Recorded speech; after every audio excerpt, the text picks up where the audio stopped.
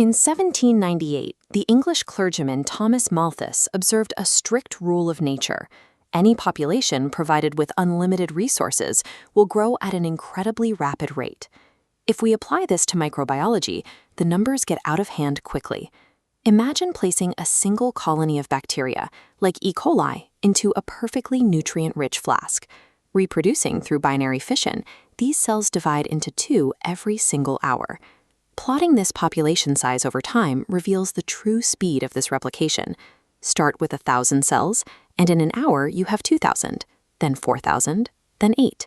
Because the growth rate itself is constantly increasing, the compounding math creates a steep exponential growth curve, turning a small cluster into over 16 billion bacteria in just 24 hours.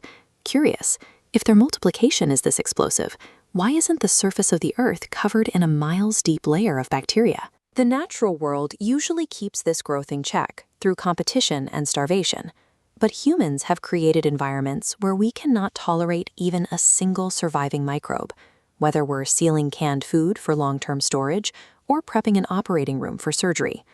Guaranteeing absolute sterility in these high-stakes spaces requires us to view microbes as strict mathematical curves that we must outcalculate.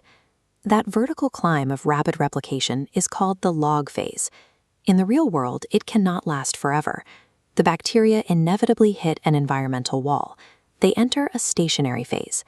The essential consumable determinants they need to survive, like sugars, oxygen, and nitrogen, are heavily depleted.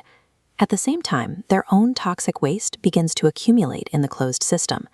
Expanding the graph shows the complete life cycle. Finally, the environment becomes so hostile that it triggers the decline phase.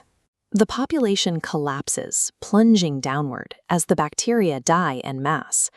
Nature eventually relies on resource starvation and toxic buildup to eliminate these colonies over a long period. When human lives are on the line, we can't wait for a natural decline. We need a mathematical method to force this death curve instantly. To design active extermination protocols, scientists rely on a conceptual model known as target theory. Imagine the bacterial population as millions of tiny targets. When we introduce a lethal agent, like intense heat or ultraviolet radiation, it acts like a random spray of bullets firing into the crowd. Because the strikes are completely random, the population does not die all at once. It dies in a predictable, exponentially decaying pattern. This chart illustrates the D value, the exact time required to reduce a population by 90%, shown as a 1 log decrease.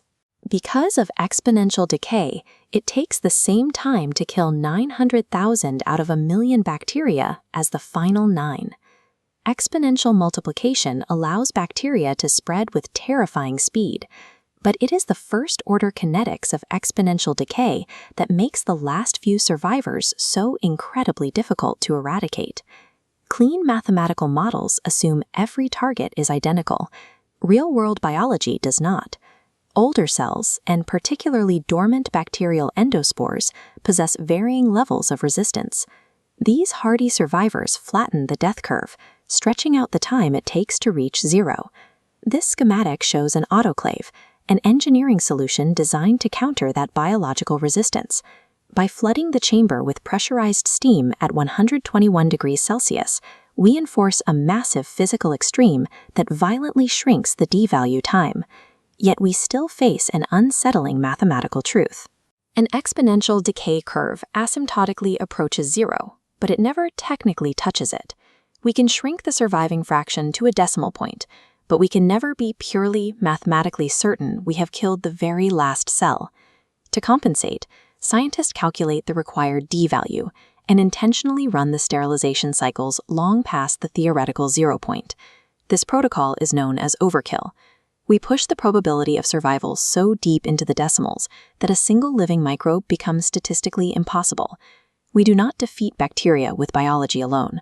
By understanding the rigid mathematical laws that govern how life replicates, we weaponize those exact same equations to guarantee our own survival.